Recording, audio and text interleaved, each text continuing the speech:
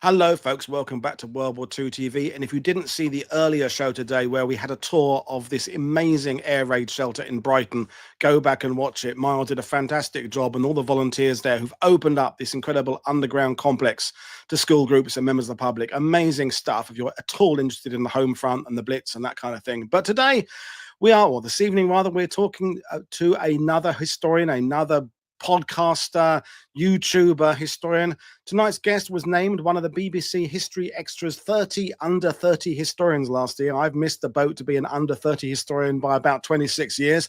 He's an author, podcaster, and blogger. Links to all his socials are in the description below. Good evening, Jackson. Good evening, Paul. How you doing, mate? I'm all right. It's good. We met for the first time at We Have Ways last year, and just before going live there, we were talking about the dark art of finding a niche on podcasting and YouTubing and creating content, Instagram and TikTok and everything else. And so to let people know who you are and what you're doing, what's your aim? What are you trying to do? How did you start? Give us the background. Yeah, so I started when I was at uni, actually, 4 years ago yesterday. I started History of Jackson, I'm pretty sure. And it just started off doing little video essays, just talking about some of the work that I'd done at university in a different way, because I didn't know what I wanted to do after uni. I knew I wanted to stay involved in history, but I wasn't sure how to do that. So my parents encouraged me to start doing little history videos, and it kind of grew from there into, going on a podcast, actually quite enjoying podcasting. So starting a podcast, didn't do as much planning as you're supposed to do before you do something like that.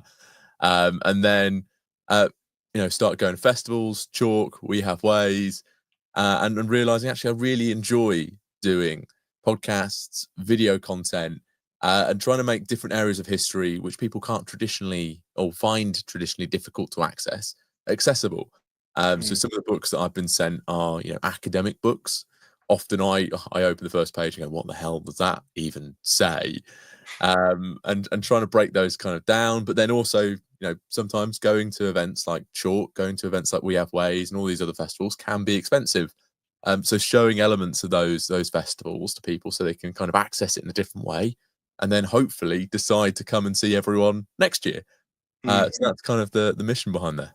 And this is the big dilemma we're all facing, is as we move forward, people will be wanting to get their history from a whole variety of formats. As you say, they're going to outdoor festivals, listening to podcasts, going to YouTube, using the internet, AI, which is the big elephant in the room we're talking about right now. I don't care. I'm from the generation where it was books and libraries, but I'm trying to embrace the fact that isn't the way that we will be doing it moving forward. And it really, gratifies me when I receive emails from people saying I'm dyslexic, I can't read books, or I don't go outside, I'm agoraphobic, whatever. I use YouTube for my understanding of history, because, as I say, so not anybody can A, afford to go to festivals, or B, are even comfortable going and sitting with other people in lectures. So you both podcast and you put your stuff on YouTube and you do these roving things. And as you said there, you obviously just enjoy doing it. And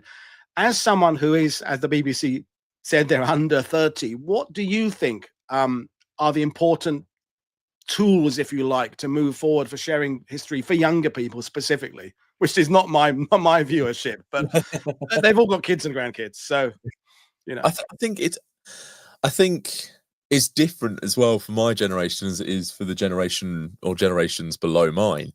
So, I particularly find that my generation enjoy listening to podcasts, and something that kind of fits within like a drive to work kind of length, a chore length, even in the gym, just like a 20-minute of, it's really nice to learn about, that aspect of the Korean War or so on. But increasingly I'm seeing, as a teacher as well, I'm seeing with the students that I work with on a daily basis, actually they're going to TikTok. That what they're doing, they're not going to Google anymore. They're searching little, historical facts on TikTok, and like, how long was the Korean War? And like 4 or 5 videos will turn up that will tell them about the Korean War, 90-second clips. So I think history is becoming something that is increasingly more accessible due to these social medias. But then, younger people are wanting short form content that they can use to go and find longer form content to learn from.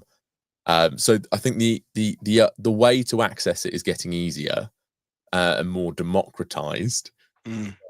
The competition to create content in that space is getting so much harder because, you know, unfortunately, depending on how you see it, with the growth of AI generated content, someone can just create a video like that on, you know, a very small fact, like when was Kathleen Aragon born, and that video can do incredibly well and direct people to other longer form AI generated content, which is where I think the personal way you do things, a lot of other creators do things, adds that personal touch of making things more personal. Because I don't think AI will be capable of being able to show the empathy, the sympathy that we can as creators. No, definitely. And I think the difficulty is teaching people to be able to use critical thinking and to understand what is good and what is bad. And I think I have nothing against the fact that people are using, you know, 90-second content. Trevor Sheehan's just said there, who's Africa and Stalingrad, 90-second clips can be the entry into longer content. He did put a question mark at the end, so he's kind of questioning it as well. The question, though, is that 90 seconds accurate or not? You know, and as you said there, you know, you teach history for a living, you've got books under your belt, you know what you're doing, you know the right people, you bring the, you know, guests on like I do, you've had Damian Lewis and people like that on your podcast. How your students that you deal with, who are, as you say there correctly, the next generation, I don't know where I am on the generational ladder, but further up, do they know how to access accurate history? What tools, what methodology do they use when they're going on TikTok to know that what they're finding is correct or not? So I've been doing a lot of work on this by, you know, I did a TPD session for teachers at the local museum, and I've been working with the students I have at school. And I'm actually saying to them, you know, 90 seconds is fine. It's a good way to kind of introduce into content and get you interested in certain things. If you're not interested in something in 90 seconds, you're not going to be interested in it for a full hour. Yeah. But I'm directing them towards content that is referenced. A lot of content creators now trying to set themselves apart actually provide a small bibliography or a small reference within the caption, within the word limit, or they're even you can even tell through the collaborations that they're doing. If a content creator is collaborating with the British Museum, I'd be more inclined to follow that content and learn from that content, as opposed to someone who maybe not doing that. And you know, if their whole feed is history content, there is a high chance that they know what they're doing, they know what they're saying. Yes, we all make mistakes, but we all tend to go back over and try and fix the mistakes if we've done that. And then if it's just one person with one video with nothing that's creating this full content sphere of history, then I'd be less inclined to do that. And then, you know, some places, History Hit, do have their own content that tells you the information in 90 seconds. History Extra does the same as well. So there are reputable sources that are starting to join these platforms, but it is very difficult, especially with the rise of AI and not being like those. Some of those images are scarily. Yeah, James Jeffries put one on Blue Sky earlier of a Battle of Britain of these 3 or 4 kind of Bell Air Cobra like half semi Spitfire Lego aircraft, and in one of them the pilot was facing backwards, which was really intriguing. And that's the kind of stuff that is starting to be circulated. And it's, you know, I mean, AI is going to be a big hot topic, I think, for everybody over the years. I talked to Alan Allport about it in the USA, who teaches, and, you know, that the skill, the methodology of how to deal with it are not in place yet. It's still fairly recent. And so no one's quite got the recipe of how to deal with it to some extent. And as Dr. Phil Blood is just saying there, AI is a threat because there is no counter to balance the content. So, yeah, we'll do some more questions later on. But the other thing I think I want to get into is how you take this idea of I want to share history with actually getting out there and getting a name for yourself, because you said yourself it's an incredibly competitive market. There's podcasts and YouTube channels starting week in, week out. A lot of them are good, a lot of them aren't that good. But how did you do it? What I did is I learned the lessons as I went on, but I always took the kind of mantra of don't ask, don't get. You know, if I want to try something out or try and experience an event and talk about it, well, you know, if I ask if I can go and ask if I can go and create content there, then, you know, I might get the chance. If they say no, they say no. Like, that's the worst that's going to happen. But if they let me go, then, you know, I might have a fantastic opportunity, which might lead to many more opportunities. So the best example for me is being, you know, talks creator of the Catherine of Aragon Festival. You know, I've grown up in Peterborough, spent 20 years of my life here. And I asked if I can go and create content there, created some content, and then I was invited to the wash-up meeting. And within those meetings, I ended up being the talks creator. And just the audacity to ask really, really helped. And looking at what other people are doing as well. You know, if people are staying away from an event or staying away from a certain topic, there's a reason why they're doing that. And then, you know, seeing, you know, how does your personal interest fit within that? You know, I love dictators. I love tyranny and totalitarianism. We know what you mean by that. Yeah, you mean you love the subject of. Yeah, love the stuff. I need to get that one nailed a little bit better. But I know that if I start talking about that on TikTok and Instagram, the words Hitler, genocide are all kind of censored on those platforms. So, you know, I'm not going to go and demean my I do find it a little bit demeaning to my research if I start calling him Mustache Man. I just think it's a little bit ridiculous and a little bit disrespectful. So, you know, it's the way of how to tailor your content to go around those censorship brackets, and, you know, doing ideally what you enjoy as well, whilst, you know, trying to have the most fun.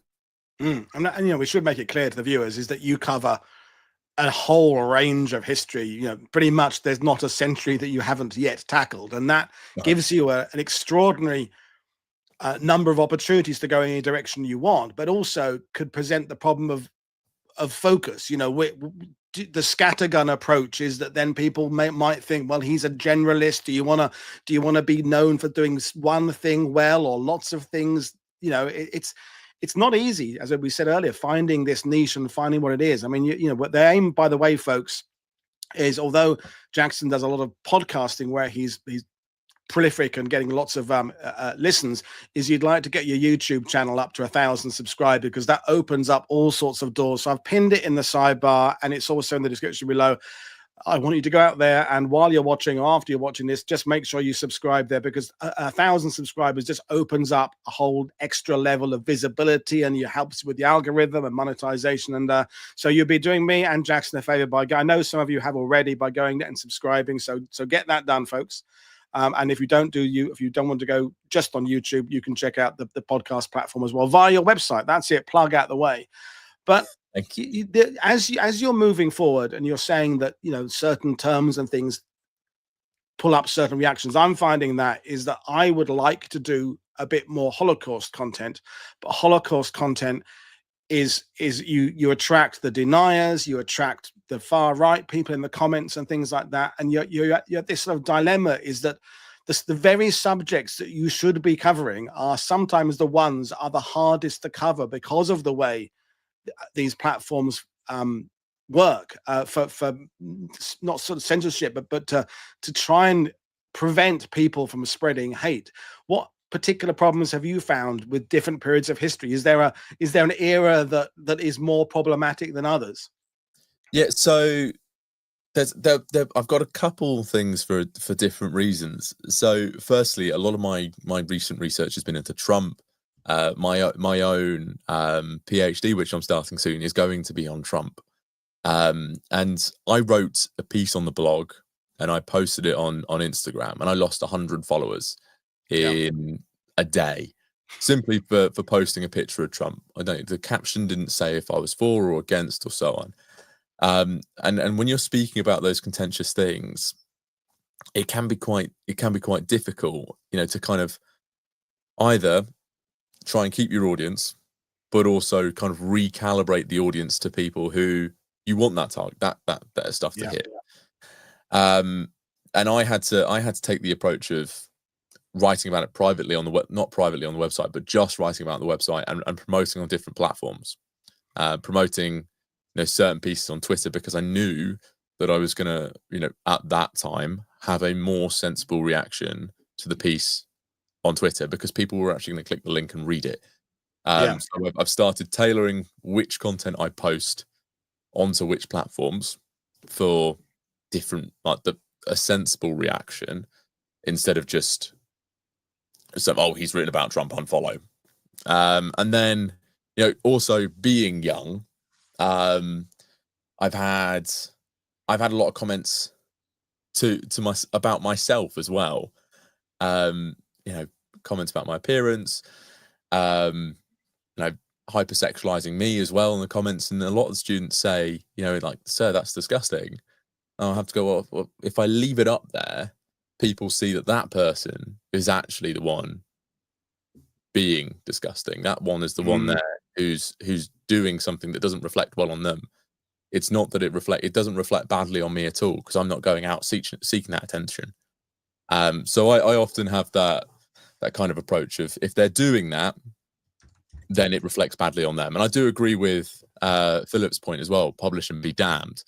It's part of the reason why I write about these things as well, because if we don't write about them, we don't approach them, we can't educate on them as well. So hence why I've published pieces from other historians on Holocaust, on genocide, done episodes on genocide, written about Trump on the blog, because I think it's the best way to approach it as well. If you're not talking about it, then, how can we educate people moving forward?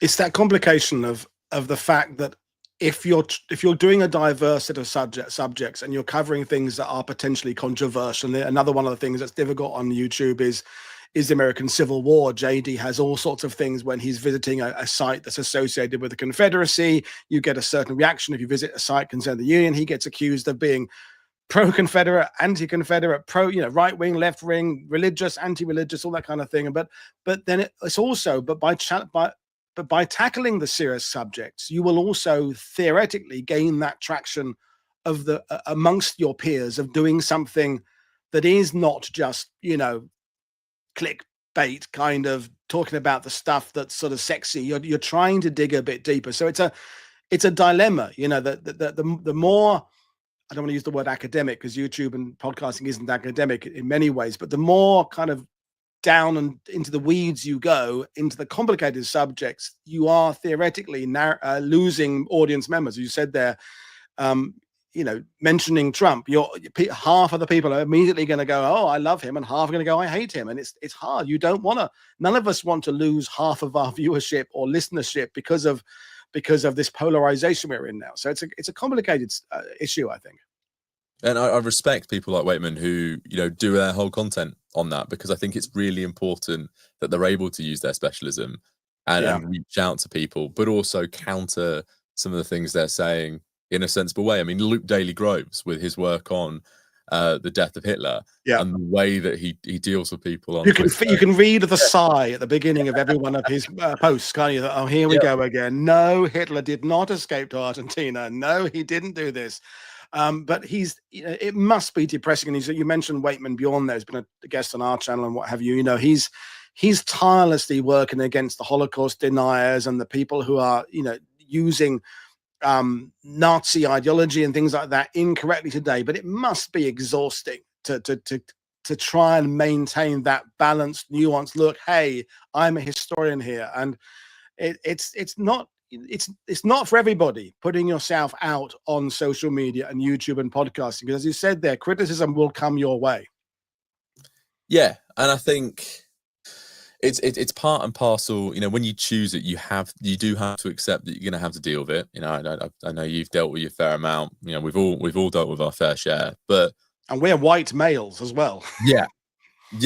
We don't get half as much as other people in this field. Some of the women I've worked with on Instagram, seeing their comments, it's just horrible. And the fact that I've already seen someone already post in the comments that people are very brave behind a keyboard, and I certainly agree. But if we don't keep creating content and keep educating people in a sensible, rational way, then the people who will fill that void will be people who are trying to educate people with their own intent to Mm. kind of either radicalize, show something that's completely incorrect, and try and change a historical narrative to be something that's incredibly false or incredibly derogatory to so many different groups. So I think, I'm more than happy to take the flak if I'm making sure people are getting proper, correct, studied information rather than someone who's just sat there and Googled and gone, yep, that looks fine. You said something earlier on I want to pick up on of the comments you get, and younger people, sexualizing you, the creator, things like that, because, again, not playing my age card again, but I'm from the era when the beginnings of internet was all about the excitement of the things we could do that we couldn't do before. And there wasn't cyberbullying back in the day. It was just, I remember there was this platform called GeoCities, which I'm sure people remember in the sidebar. You could put websites up, and living history groups had them, and museums began to have. We're going back to the kind of the 90s, and it was exciting, so we by the time the bullying and the negativity came in, we were already fully embraced in the internet world, so to speak. But the people that you're teaching, for example, I'm assuming that the internet and social media, because there's bullying in the classroom online from a very young age there, they are both understanding that the internet is an absolutely essential part of every part of our working lives, but also comes with this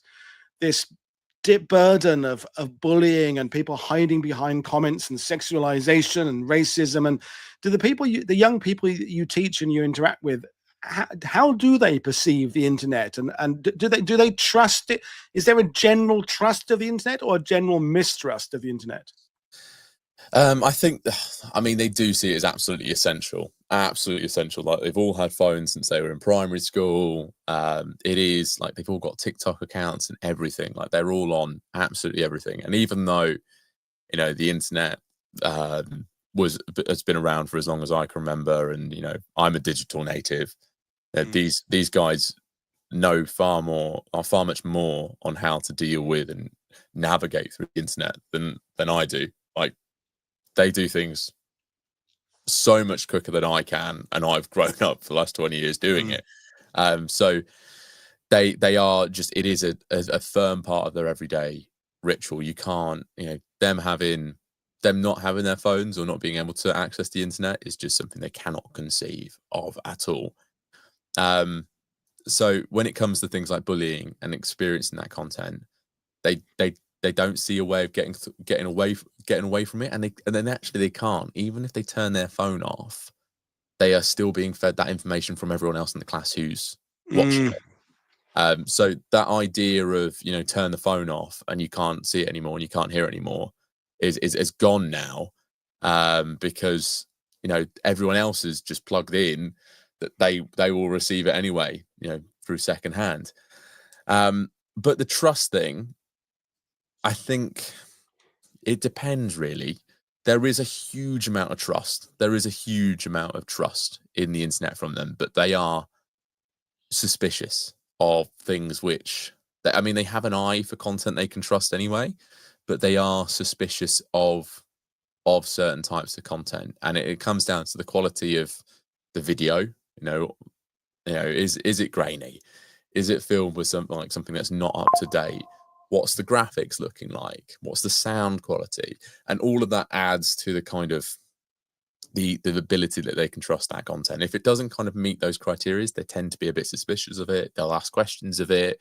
They'll Google and search, is that content legitimate? Yeah. But because you end up having people like Andrew Tate who have incredibly well polished content, they also rely upon that to take that trust that they know that these people have in the internet and use it for their own gain, really.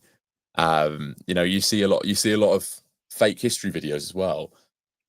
Talking about how there's these ancient empires under the sea, and all that, and the flat Earth stuff, and the dinosaurs living alongside human stuff, and as you say, they have the same production values as a David Attenborough production from the BBC. So it's harder to for people to discern. I mean, I was going to come back to the fact that, again, playing my age card here, is that when I was going to the library and buying books in my youth, your assumption is if there's a book in print on the shelf and you can read it and it says bound and printed by the so-and-so Cambridge University Press, blah, blah, blah, and there's a biography of the author on the back saying, this author has graduated from so-and-so university with this degree, and this is that, and there's all the sources, there's their acknowledgements, there's the citations there. You can come away with it thinking, well, this has been through some kind of process.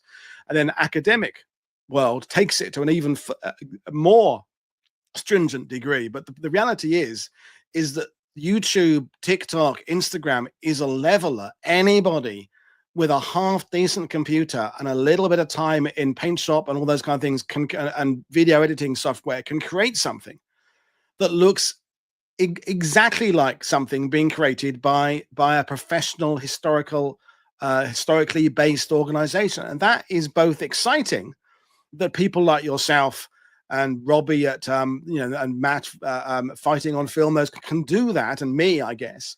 But it's also incredibly scary that anybody can be putting stuff out there.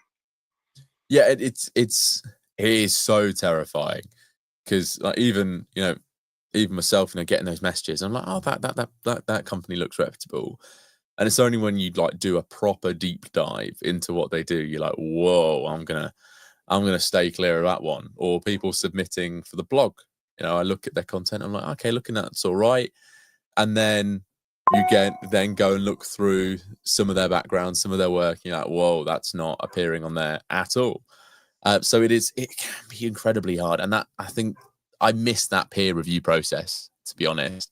And I'd like to see some kind of peer reviewed online content server or something, unless we're all peer reviewing each other. We don't have enough time to create our own content yet, like go peer review someone else's. But it would be nice if there was an element of that on the internet outside of these community notes or whatever, because I think it would benefit everyone within that process. Yeah. Benefit us, it'd benefit our listeners and watchers. I think it's something that we need to look at in the future. Yeah, I mean, Patrick made the point that, of course, just because a book is there doesn't mean the book is necessarily 100% right. And I think Guy Walters made a blog a year or two ago about all the bad books there are about the Holocaust and fake Holocaust memoirs. So, but I think it does, a book being there in a library gives you some sense of there's more chance of it being correct than incorrect. But what you just said there about this sort of a system of accountability, that Susan asked that earlier on. She said for Jackson at some point, should the media platform itself, Facebook, TikTok, etc., be responsible for correct information? And without being too topical and newsworthy, this is exactly what's happening right now. And Facebook and Meta has made its announcements, and TikTok's going through this problems, and Twitter has changed ownership a year ago, Blue Sky, and it's very hard because we're all on this horns of this dilemma of essentially embracing the idea of free speech, which I think is something I mostly adhere to, but not free speech for complete idiots. I mean, that's sort of where I sit. So do you think that the platforms and the social media platforms should be doing more to I don't want to use enforce, but give authenticity and approval and fact checking to their material? I do think they should. I think they have I do think they have a social responsibility to do so. I was often told, yes, you have freedom of speech, but you don't have freedom from consequence. And I think a lot of the time on the internet, there's no consequence. Your accounts are very rarely banned, or you appeal that ban, and suddenly your account's back, and you can go and do exactly the same thing as you did before. There's no kind of consequence with your following as well. Your audience base, if you start sprouting that kind of disinformation, your audience base just changes to the people who support the disinformation. There's no kind of penalty to it. And I think there needs to be some more, if they're not going to do or take up that responsibility, the consequence needs to fall upon them as well. If you're allowing dangerous disinformation to spread, racist, sexist, homophobic, again, dangerous to people's healths, then people should step in and go, actually, this is now causing a social health problem, there's a consequence. You have, you know, X amount of fine to kind of go and deal with that issue. You know, when we see Facebook who have suddenly realized that, you know, that consequence is not going to fall upon them, so they change from their fact checkers to community notes. You know, I think the responsibility very firmly lies with the people. You know, firstly, it relies with us who are creating the content. Most of us are reputable. Most of us do the job properly. And if people aren't going to do it, it should lead with the social media platforms. No, definitely. And I think we're back to this whole issue of being a content creator and the challenges that it brings. And we'll get back to some of your opinions on this, because I think sometimes people think what we're thinking about is the snazzy titles and the graphics. And yes, there is some thought about that. And I'm part of a WhatsApp group where people do a lot of thinking about, you know, what's the right title, what's the right image. But I don't know that people realize that there is this sort of moral dilemma, this social conscience you have about, you know, if I'm doing this content here, am I presenting the right information? Am I being inclusive? Am I being embracing all the ideas we want to have? But at the same time, this the interesting thing is that there is this generational divide about, for example, the word woke. You know, I like saying that I'm pretty much 1 3/4 feet in the woke camp, with 1/4 of a foot just slightly on the fringe, because I think it can go a bit too far. But if I go too woke, I start getting feedback, negative feedback, from a core part of my viewership who are a bit older and perhaps a little bit further along this path to understanding. What's your stance on that issue? And, you know, well, startly, who is listening to you? Who is watching you? Do you know what your demographic is? Yeah, so my demographic is younger. So, you know, that kind of 0 to 35 bracket, that's my key kind of area of my audience. And a lot of them just want the respect. Yeah. You know, when we talk about that, they just want to be treated like people. And, you know, I try not to do anything that offends people. You know, like if you give me respect, I'll give you respect. Yeah. You know, you can do whatever you want, as long as you're kind of respectful to everyone else within that process. So I try to, you know, and also because I'm a teacher, I have I have a responsibility to kind of role model to the students who are following my stuff, of showing them how to act and behave in this kind of sphere as a person. You know, if I start, you know, creating content and I'm being a right dick about it, you know, I have no saying power in my room to go like, wait, come on, stop doing that. They're like, oh, you did it on content. I'm like, okay.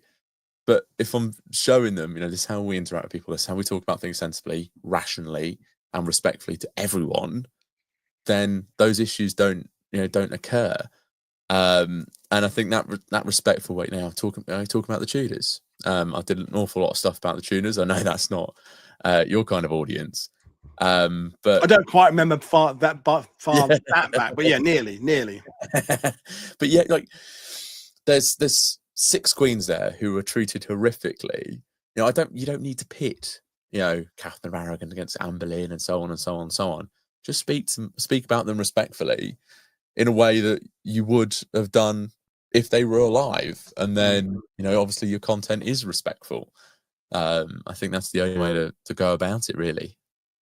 No, absolutely. And the fact is, whether people like it or not, is that the issues that are being talked about today, about things like gender and sexuality and race, they're not new to this century or the last century. They have been part of history and people's experiences since people began moving from one continent to another and expanding the human race, so to speak. So they're not new. And issues of identity and people like who was Cleopatra at the time, let alone who is Cleopatra today. So the people who think these are modern topics, they're not. They've always been topics. And you know, for me as a World War II guy, World War II, the millions of people who were involved in World War II represented every race, creed, color, sexuality, gender as you can possibly imagine. It was an everybody people's war.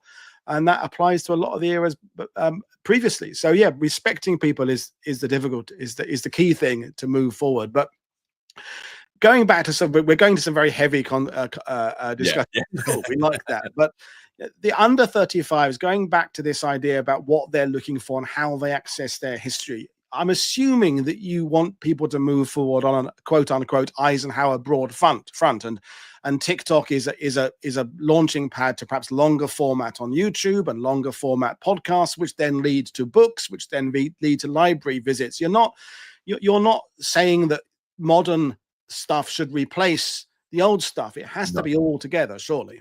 No, of course, I'm not saying that the modern stuff has to replace the new stuff. Obviously, I love my books. I have way too many. We all have too many. There's although there's no such thing as too many books. Let's stop that right now. I'll use that one in the future. But I do think that the content we're creating, it guides you into those new places. It's kind of an access point, really. Yeah. And if you watch, and I had this with I actually had this with a student a couple of months ago.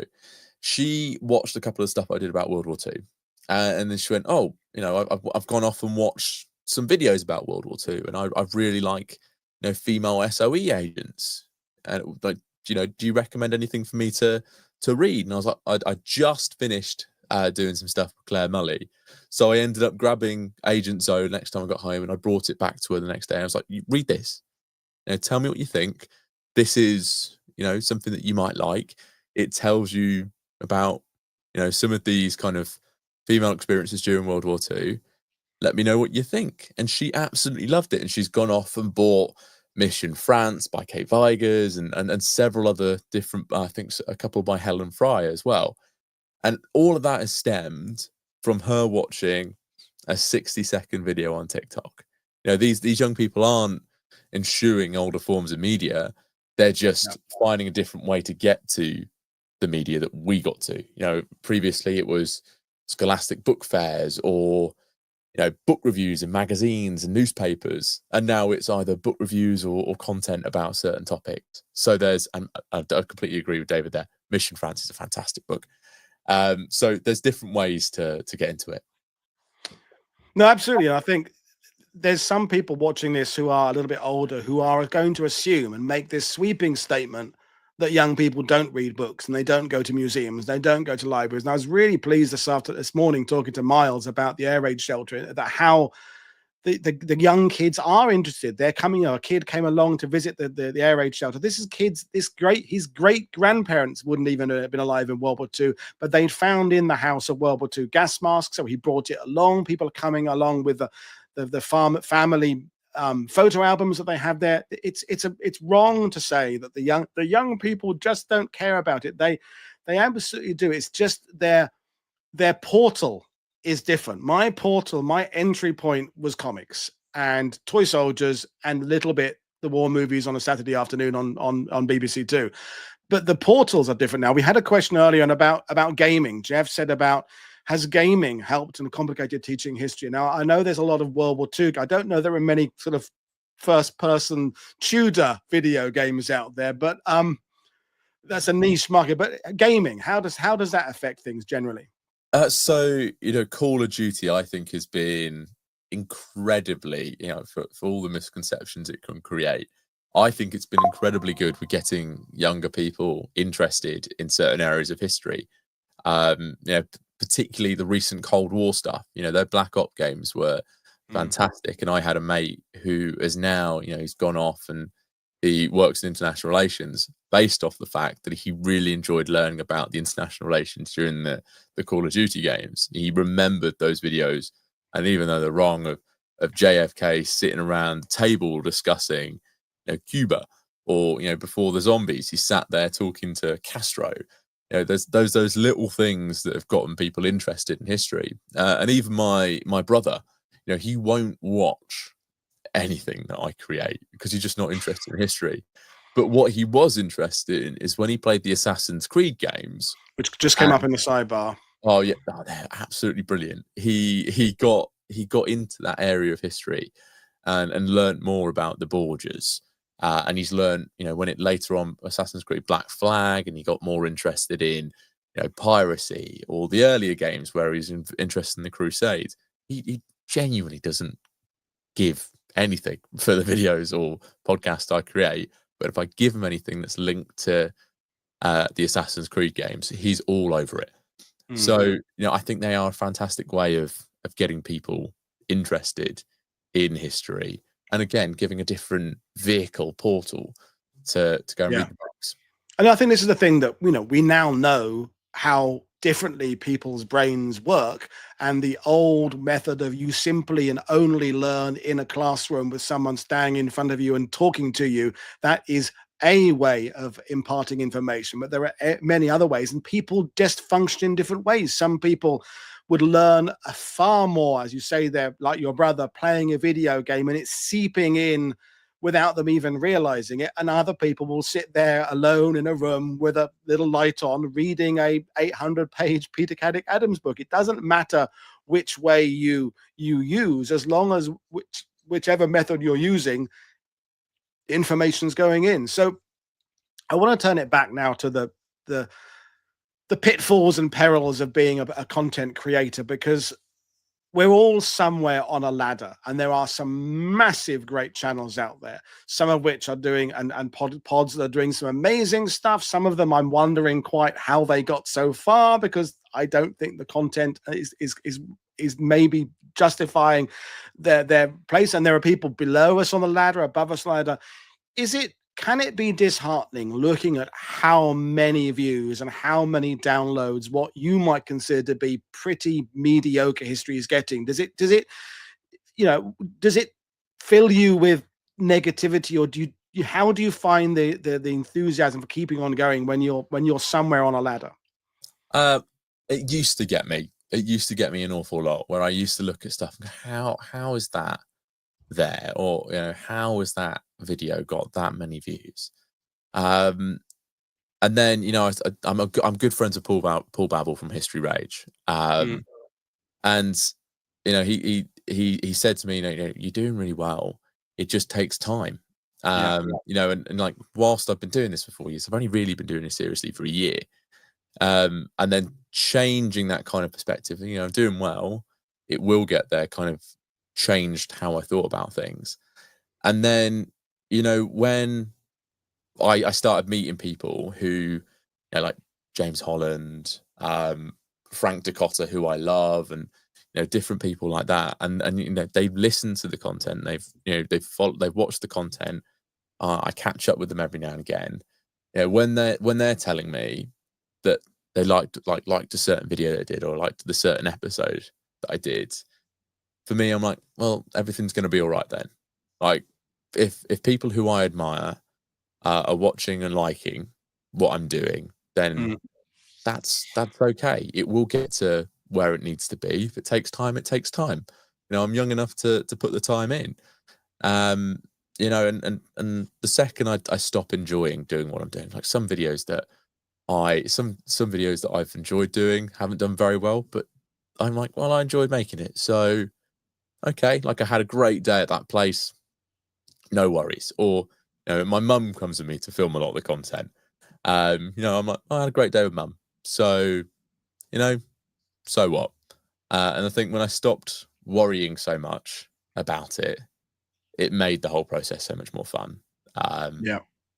Because at the end of the day, that's why I do it. I do it because I enjoy it. And if I can take the one thing that makes me anxious and nervous out of the equation, then it makes it even more fun, to be honest. And I know that's quite a difficult thing sometimes, to try and get over those anxieties and get over those worries. But once you're over them, everything else felt smooth sailing. Yeah, I mean, I've had this conversation with other creators, and it's, if you're trying to bend to what you think people want, but it feels outside of your comfort zone, then don't do it. You've got to stick to what you actually enjoy doing, because I think the listener, the viewer, can tell when people are just going through the motions. If you're not enjoying it, they're able to read the room and understand that this person doesn't seem to enjoy this. And so you've got to stick with what you want to do, with one eye also on whether or not it's finding some sort of audience accepting the fact that the one, as you say, the one you think is going to fly doesn't, and the one you think isn't going to do very well flies, and that weird thing that YouTube and it's a dark art. It's a dark art there. But I want to bring you back to this thing. I was thinking about Alice Loxton while we were talking, who's prolific on social media with these short little things where she'll be at a castle or she'll be in a street somewhere, and it's this 30-second, minute-long history, and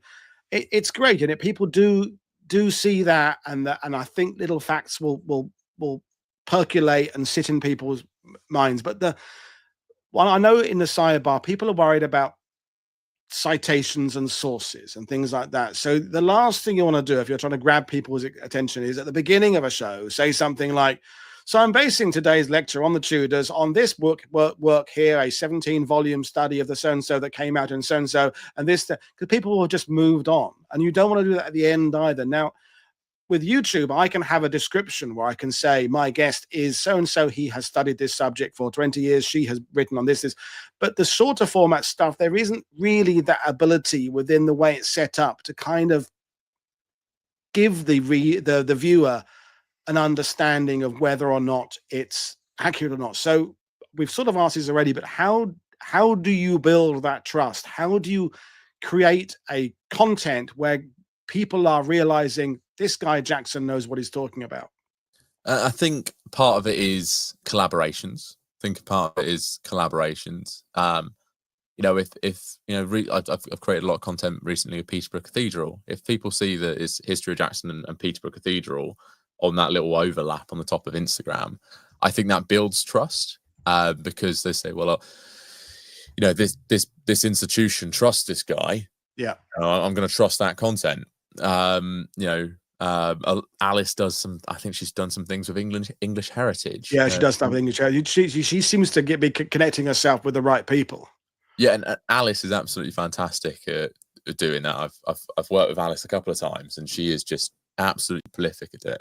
And again, it comes back to her, how prolific she is with collaborating and working with different institutions has given her that kind of credibility for people to trust. Also, her history with History Hit kind of gives her that kudos. And then those recent projects that National Portrait Gallery have done, BBC History Extra have done. I'm incredibly fortunate to be on BBC History's Extra 30 under 30, but it gives me the credibility on my content, because if you Google Jackson Van Uden, 30 under 30 shows up. If you Google some of the people on the National Portrait Gallery 200 creators for 200 years, that project turns up. So that lends them the credibility that they kind of need to either get their audience to trust, but also for them to actually believe in their content as well, because it can be quite tough to go and create somewhere and not have the supporting or the backing of that place. But when you do feel way more confident in walking around and talking about it. Sorry, Paul.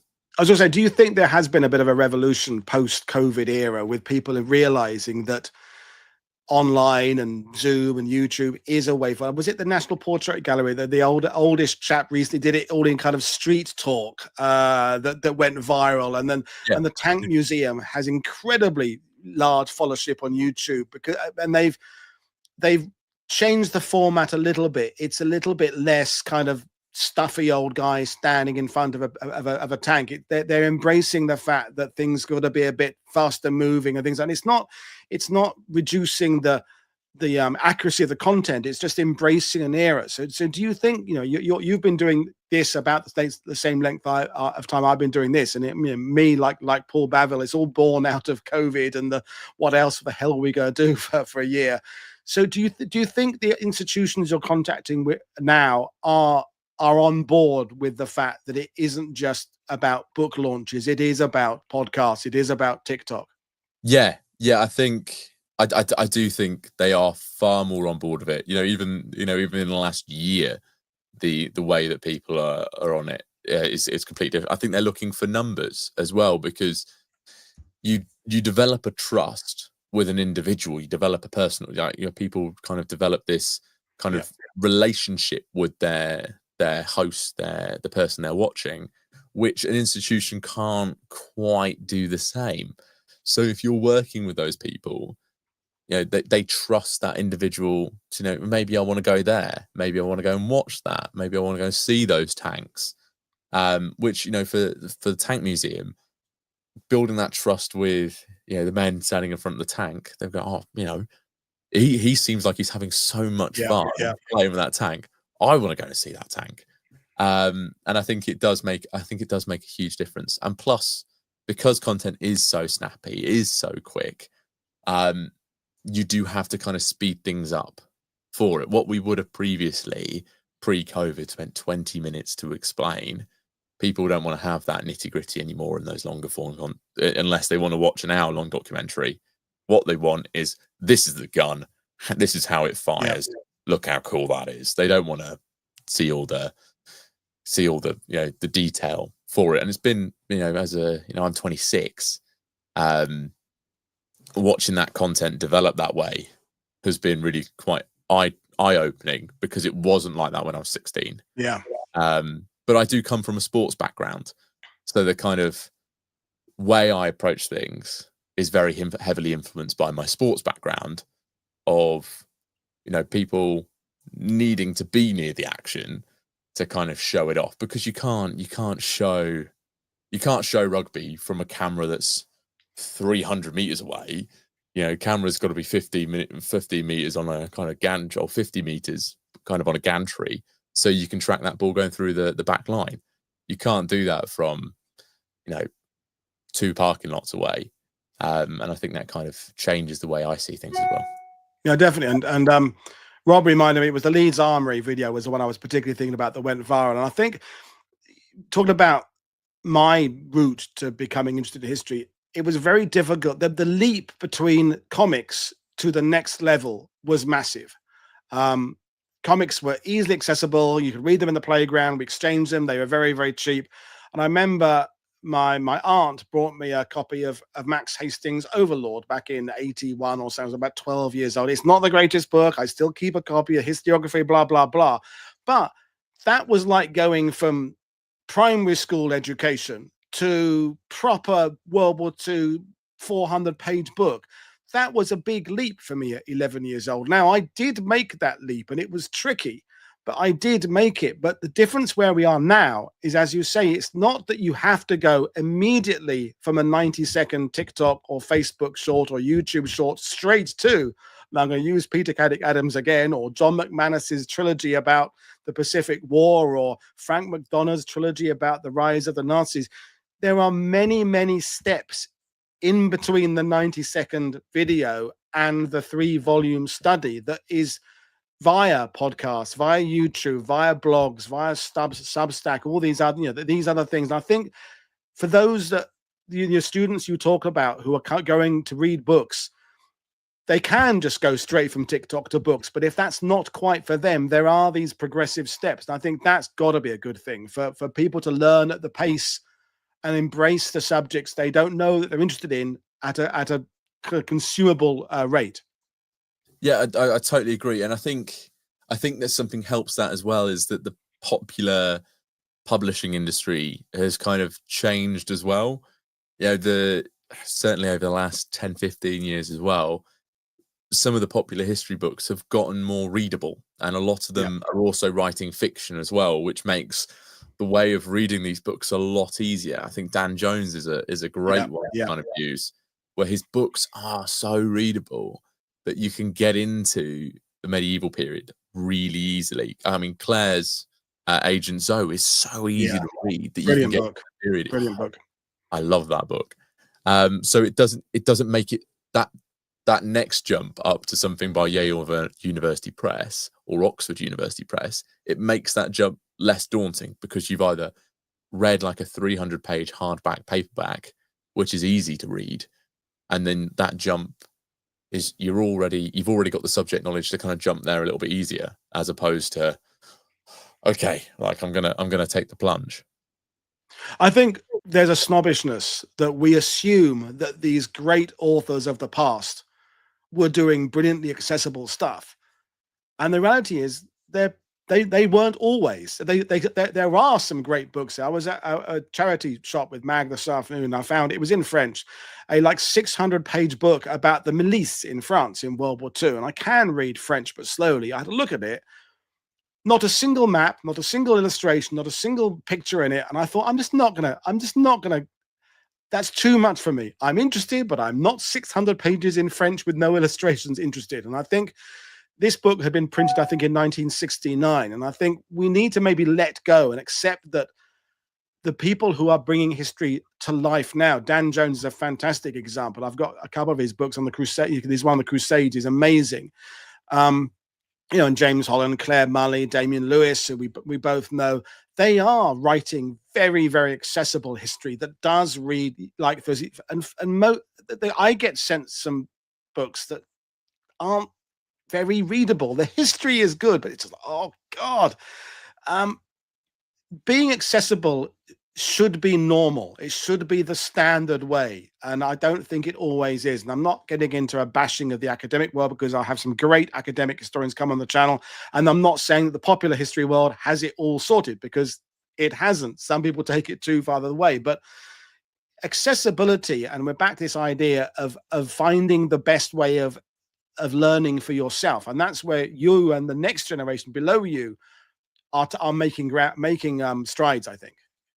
No, thank you for that, Paul. I do really appreciate it. And I think a lot of it comes down to, you know, I think we're talking a lot about how people digest content as well. I think a lot of it comes down to also how people create content. Some people are naturally going to write in a very, very academic way because they've been trained to do that for 10, 15 years. You know, and it's going to be very difficult for them to break that habit. You know, I've trained myself over the last year to kind of create content over a 90-second kind of time window. You know, trying to get myself out of that to go and film longer form, you know, push myself out to 2 minutes, push myself out to 3 minutes is something I'm trying to go through now, because I recognize the value of me learning those skills. You know, same with writing. You know, they bulk you out across university to go from 1,500 words to 3,000 words, and then submitting those 10, 15,000 word dissertations.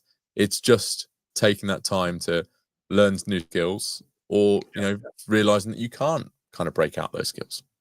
And I think actually it's a very important skill to learn how to convey information within a short space of time, because rambling is easier than being neat and tied up and self-editing. And I think, as with my tour guiding background, it's easy just to stand somewhere and waffle on. What you want to do is better explain what you want to explain within the time frame that your clients will pay attention, allowing them time to take in the environment, and then moving them to somewhere else to tell a different story.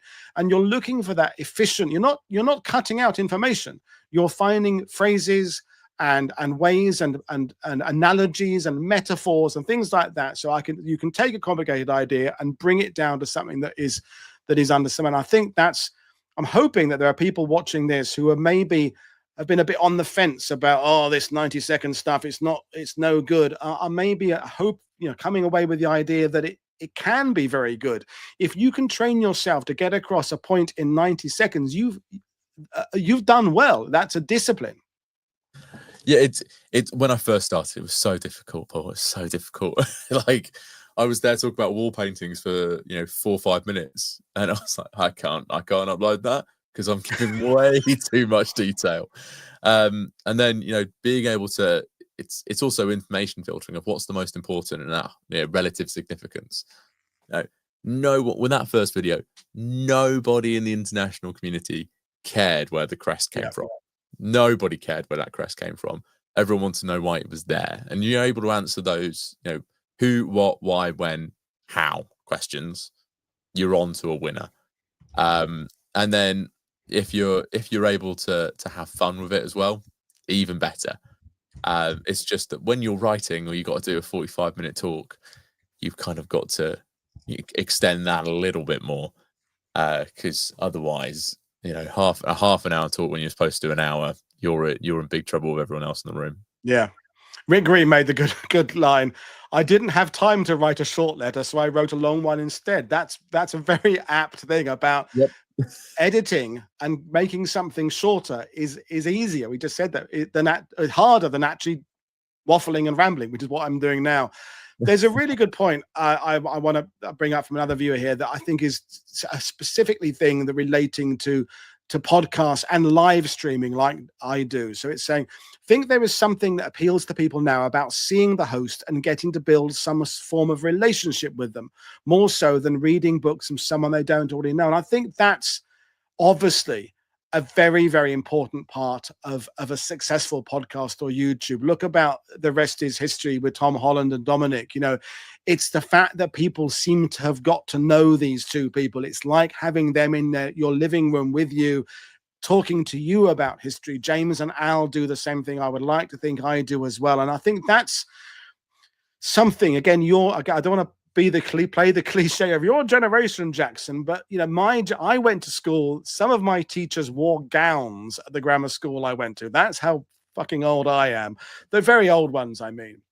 And there was no sense of them in any way wanting to get to know me as an individual. They spoke to a class of 30, and it was a one-size-fits-all thing. And at the end of the lesson, they pissed off somewhere else. You obviously are from this, where you do want to create a rapport and a sense of they know a bit about you, you know a bit about them individually. That's obviously got to be a key ingredient of creating some sort of successful podcast, accepting, of course, that some people just won't like you, but some will. And hopefully more will than won't. Yeah, if they don't like me, when they don't like me, they form that judgment. Okay. But I think that the building of rapport is incredibly important in the online video stuff, because if they don't see me, kind of giving something back, and I think that's part of it as well, giving something back. Then I'm just giving, like he's not giving us any part of himself. He's just giving us information. I think forms part of that even exchange. Something that I get a lot of little jokes about is I tend to squat a lot in my videos just to point down and stuff, and I get little jokes about it because it is part of something that I just naturally do. Whenever I'm pointing at something, because I'm tall, I can't point down and have the thing in the same frame at the same time. So it kind of comes back into that. And I think something that helps me with it is the fact that I teach as well. Yeah. And I don't if I don't get on with my students, I don't have a good rapport with my students, I'm going to have a very rough hour. I can tell you that. And if I know little bits and they know little bits about me, then we can have that exchange of I respect you, you respect me, you know where the line is, let's carry on. And it does really, really help with the online as well. Like if they know what I like talking about, they know what I like researching, they know that I can't really, I'm not a big fan of social history. They know that they're not really going to get that. You're going to be a fan worship there from David there. What a charming personality is Jackson, eh? He is a lovely bloke to listen to. One can't help but to like him. So there you are. You've got a new fan there. And I think we're circling back to this idea of trying to be tolerant and trying to accept that our listenership, our viewership is going to be comprised of different types of people. And some people will immediately take offense when I say the word woke, when I say the words inclusive.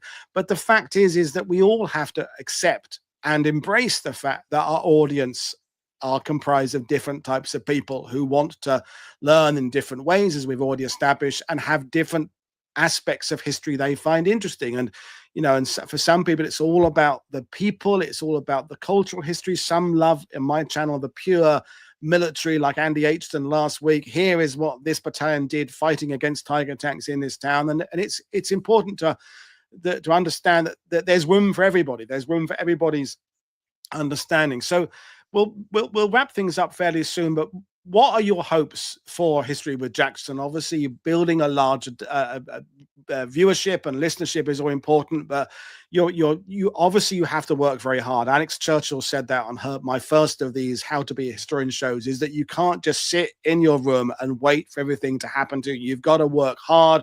You've got to send emails, go out there. What are your hopes over the next, as we're into 2025 now? So I'm trying my hardest to kind of turn this into a full-time job, because I absolutely love what I do. And like Alex says, you know, sending the emails is the most important thing, and linking to that, you know, don't ask, don't get kind of thing. You know, I spend an awful lot of time emailing people to see if I can get those opportunities, see if I can go and do something. So you know, that's what I love to do with this. And you know, trying to combine that with, you know, going through my PhD. I start my PhD soon. Cool. And trying to well, that laid you. The grey hairs will come out Yeah. there. We'll see you in 3 years' time. The completion of that, looking old and haggard. They're like, he's under 30. Yeah. They won't believe you anymore. Yeah, it's clearly not. He's an imposter, like the Steve Buscemi meme. Hey, kids. I already feel like that now with some of them.